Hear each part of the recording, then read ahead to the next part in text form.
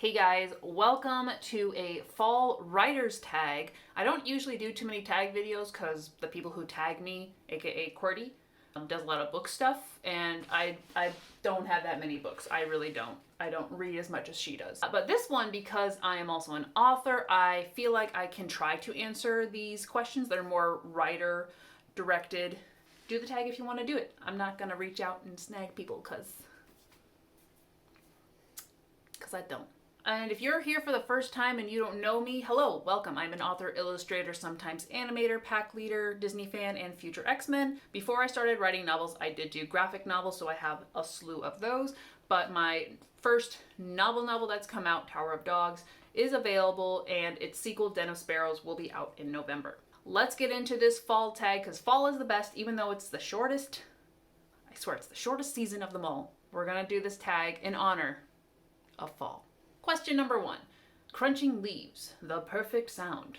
What is the question? What do you like listening to while writing? Honestly, I prefer nothing. When I'm writing up in my office, I don't usually play music. It's not that, oh, the music is distracting me. It's just that I know I'm gonna block it out anyway, so there's no point in me playing it. I do have a small playlist for the series I'm working on, the Idun Trilogy, that has a few very choice songs, but I don't know if the songs really are helping me in the writing so much as it's if I come out and I need to take a moment to think, I have something related to it in the background. Hot, bubbling cider. What's your favorite thing to eat or drink while writing? Nothing. I am a very simple person. If I'm writing, I am writing. I drink water throughout the day, so I do have water. Now that it's getting colder, I try to always have a cup of tea ready so I don't have to leave and come back with it. Messes up the flow. Also, the dogs think we're doing the thing, so they follow me everywhere. Just a drink, if anything, water or tea. I cannot eat while writing. I need my fingers on the keyboard. Bonfires. The perfect writing night. Name your perfect condition or perfect night for writing. Ideally, I really love thunderstorms, but we've lost power twice this year during them, so not that, because I don't want to lose my work. Fall weather is probably the best because it is mostly overcast. It is cooler, so I can bundle up and get comfortable while I'm clickety-clacking away. Whereas was in the summer, this room has no circulation, so I'm just it's too hot. I want to leave the room, which means I'm not working. In the winter, it does get pretty cold in here, but again, layers. So many layers. So I guess if it's cool, but not cold, it's not too bright, because as you can see right now, the sun is setting, and I don't have a curtain. I just have the blinds on my window, but they let in light. So preferably not having light in my eyes. So overcast is great.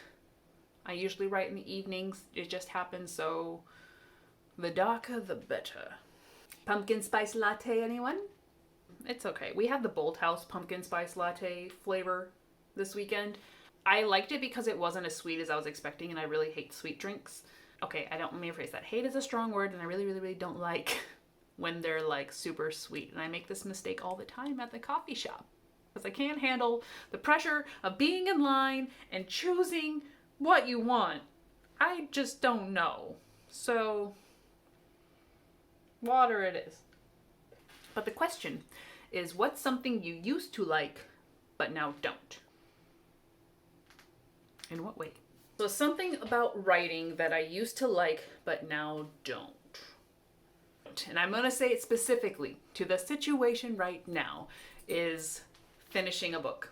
When I'm finished with it, whether it's proofread time or at some point near the end in any of the drafts, I feel super accomplished and I'm I did the thing, we're doing it. I still love that part.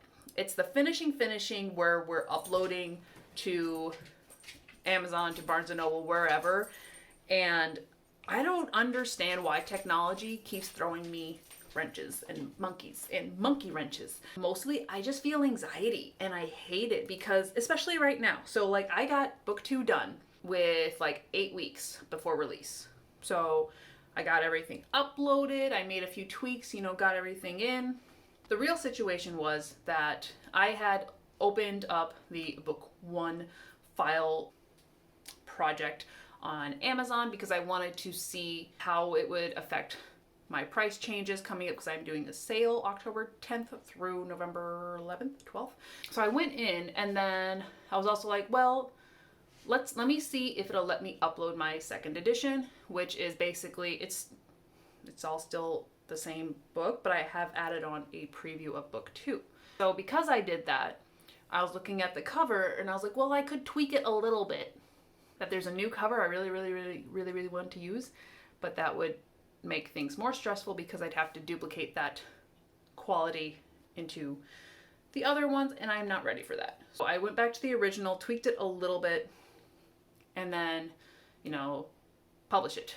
And for book 2, while the release is November 12th, I have to do a soft release, so I said publish it so I can order my copies without a watermark. Same thing with Barnes & Nobles, updated book 1, tweaked whatever I needed to for book 2, and said, yes, these are done, please let me order copies. And I'm still waiting. I'm dying here. It's only been 30 days, I guess. Just so much stress. So yes, I used to love this part because I could just put the cover up and order the copy, and it's like, hey, it's pretty and it's done. But now I'm just 6 weeks out with unnecessary layers of anxiety because things aren't getting completed and reviewed so I can order them. So in my brain, it's going to be late or there's going to be a bigger issue. I don't know. Just so many bad things in my head because I cannot buy my books. And no, I did not have caffeine today. For those who are wondering, I just worked out, so I feel fantastic. Monsters and goblins. What terrifies you the most about writing and drafting a book? Honestly, bouncing off the previous answer, is me saying that it's going to be done and ready and I'm going to have copies, and then whatever hitch goes on and that doesn't happen. I hate disappointing people. With book 2, I was ahead of schedule and I felt really comfortable with it. I know people will understand. I know they'll be like, send it when you get it. Don't worry about it. Don't stress yourself out. But right now, I'm just afraid that the orders are going to come in late for both my release and my event the next day. Otherwise, there's different parts during the writing and drafting of the book that I wouldn't say I'm terrified of, but more of I get to, and then I'm like, oh, we're not ready. Which is usually the final ending scenes. Typically my draft 0 will be up through let's say 80% of the book, and then I'll go back to the beginning and write the first actual draft through to the end. Yeah, endings are hard. I think that's okay. That's fair. That's another thing that I'm slightly terrified of is not writing a good ending. Not just for each book individually, but now book 3 is technically the ending of the whole series for the Rome and Sparrow saga. So I'm not putting a date on it because I do want to give it the extra time to make sure this ending is the best that it can be. So it's only slightly terrifying. Only a little bit. Hay rides, a bumpy ride. What do you being me, because I'm answering the questions, do to get over writer's block or get inspired? The biggest thing that I do, whether I intend to do it or not, is take time off. Typically, once I get to the end of a draft phase, then I take off a couple weeks or so, and that's planned time, where I have the betas reading it, or I have my mom reading it, so it's going to take a minute. The editor's got it, so there's planned breaks in there of me being in the world and having to do the work. But if it's during Create-a-thon, for example, where we're doing stuff every day, or I've been writing every day and I hit my 10K, I let myself just kind of binge YouTube videos, play my video game, which I'm definitely addicted to. 2 or 3 days of me not doing anything is enough for me to be like, I feel like I haven't done anything. We should probably just go and do something. And that gets me back rolling. So I just need to take breaks. Haunted houses, world building. What are some of the tips that I have for creating the perfect world? Now, is there a perfect world? No. But as far as world building tips, the few things that I focused on, because in this trilogy that I'm working on at the moment, it's part of the world and it's in a sort of like re-emergence stage, whereas a lot of the world built happened way over here. So I get to play around with that. I try to keep it relatively open because I'm going back to that area in the following series. I don't want to isolate myself into something like has to happen over here because I mentioned it here. Well, there is some things, but those are like planned. I kind of create a history. Doesn't have to be like super detailed, but with my world building in the Idun Trilogy and, you know, the following series, this universe that I've created, it's primarily elemental magic based. So I slapped it on the world. Here's my world. And kind of figured out how it would more organically happen. And that's where it came to decide like what the regions looked like, where people lived. And then once I kind of had separate cultures throughout, then I took inspiration from this world, like languages, more so the type of language, not like the actual language. So Baskar, which is our primary region for the Idun Trilogy, right now a melting pot, but back then it was a lot of mine working, earth labor. And so with it being like an earth-based elemental, having a more guttural sort of rough language, which I took from Arabic. I guess tip number 1 is play with your history.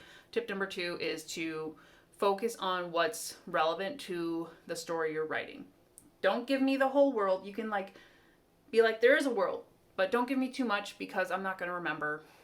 Your readers may not remember, but you can throw in a little things, give them interest if it A comes up later or B comes up in a related series. I think that's fine.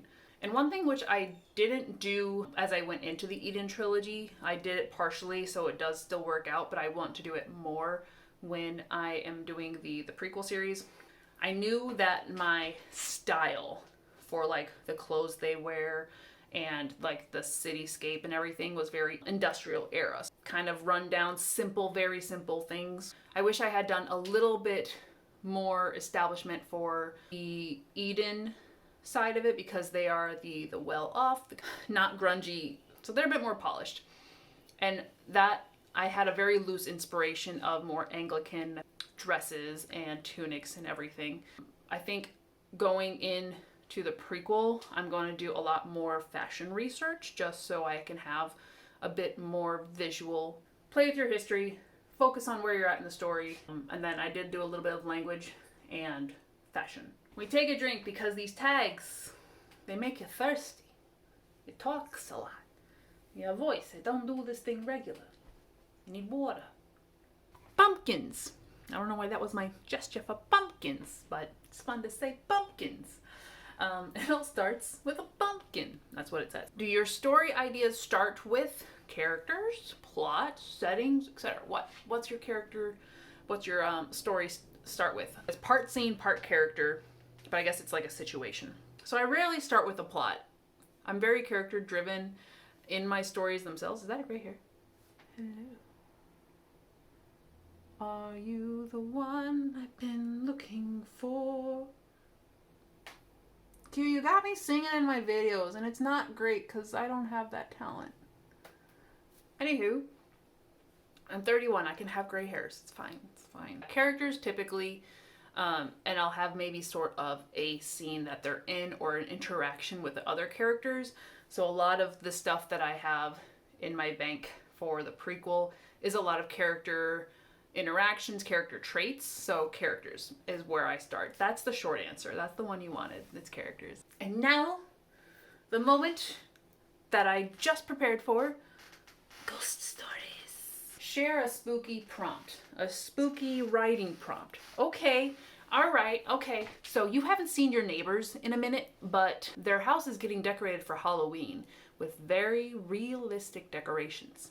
I'm picturing like cellophane wrapped bodies that might have gotten just too much for everybody, but take it where you want to go. And with that terrifying image in your brains, that was the end of the fall writer's tag. Woo! So a couple updates before y'all go. Like I said, Dennis Barrows is coming out November 12th this year. You can pre-order the copies from me, either paperback or hardcover. And if my order comes in on time, you should be getting your book even before the release date. Number 2, I'm still reading and reviewing indie books on my channel. The next review that's coming up is going to be on Ivar, Blood and Steel, and then I have like 2 or 3 more lined up to try and get done by the end of this year. If there is an indie book that you would like me to read and review, whether you have written it yourself or you would like to beef up some of your friends' books, that's great. Let me know in the comments below. Number 3, I'm working on a newsletter idea because of the indie reviews that I am doing, and I do want to promote more indie authors. Part of my newsletter will not only be announcing my releases, but also,